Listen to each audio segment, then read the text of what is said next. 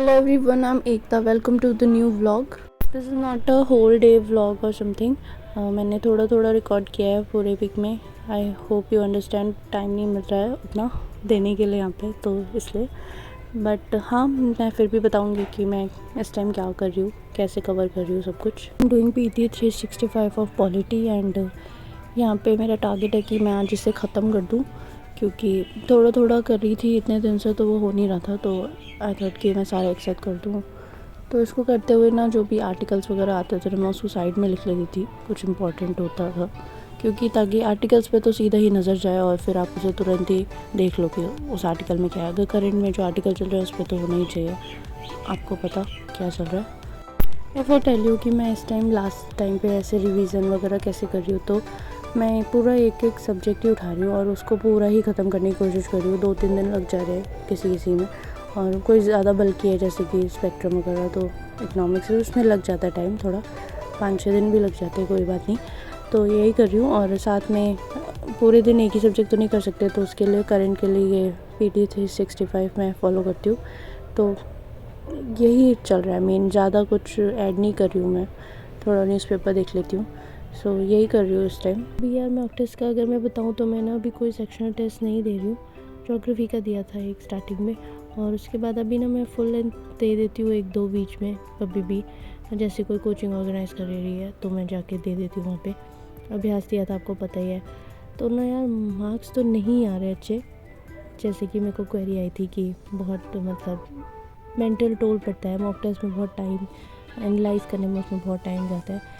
तो यार पर ना एक चीज़ और ध्यान रखने की ज़रूरत है. टाइम जा रहा है पर वो इम्पोर्टेंट भी है, क्योंकि जो आपने गलत किया है ना उसको देखना कि हमने क्या गलत किया है. और टेस्ट सीरीज़ मेरा मानना है कि उससे वो सिर्फ टेस्ट नहीं होता है, उससे आप सीखते भी हो और नई चीज़ें भी पता चलती हैं. और यार ये जो अभी लास्ट का टाइम है इसमें टेंशन हो रही है, सबको हो रही है, बट लेनी नहीं है. क्योंकि यार देखो सबको पता है कि हाँ जो टेस्ट सीरीज़ जो कोचिंग सेट करती है वो थोड़ी टफ साइड पे होती है, तो उससे डिमोटिवेट नहीं होना है. अपनी तैयारी पे भरोसा रखना है, अपने ऊपर भरोसा रखना है ना, और करते रहना है, रिवाइज़ करते रहना है, टेस्ट देते रहो टू अपनी स्किल्स को एनहेंस करने के लिए, उसको और शार्प करने के लिए आप टेस्ट दो. उसके मार्क्स से को ज़्यादा दिल पे मत लगाओ, ठीक है. और बस अपना देखो कि उससे पॉजिटिवली देखो कि आप उसमें रिवीजन में अगर आपकी कमी दिख रही है आपको, तो आप उसको रिवीजन में अपना टाइम इन्वेस्ट करो, ठीक है.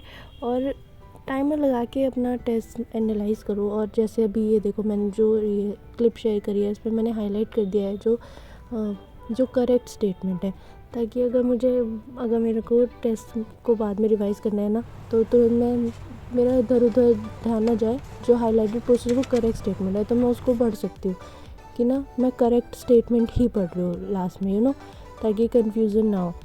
तो मतलब ऐड ऑन ही हो, ठीक है. तो टेस्ट को ना अपनी तैयारी में एक एक्स्ट्रा रिवीजन की तरह ऐड ऑन ही करना है, और उसको अपने ऊपर हावी नहीं होने देना है. तो यार मेरे भी मार्क्स बहुत अच्छे नहीं आ रहे, मेरे भी फर्स्ट अटैम्प्ट है और मैं तो ऐसे ही डील करती हूँ. ऐसा नहीं है कि मुझे कुछ फ़र्क नहीं पड़ता कम मार्क्स से. हाँ थोड़ा बहुत पड़ता है, बट फिर मैं सोचती हूँ कि ये दुख मनाने का तो टाइम है ही नहीं ना, तो इसलिए रिवीजन में ज़्यादा से ज़्यादा मैं टाइम दे रही हूँ. और जल्दी ही मैं टेस्ट भी शेयर करूँगी आपके साथ. So that's it for today and will meet soon.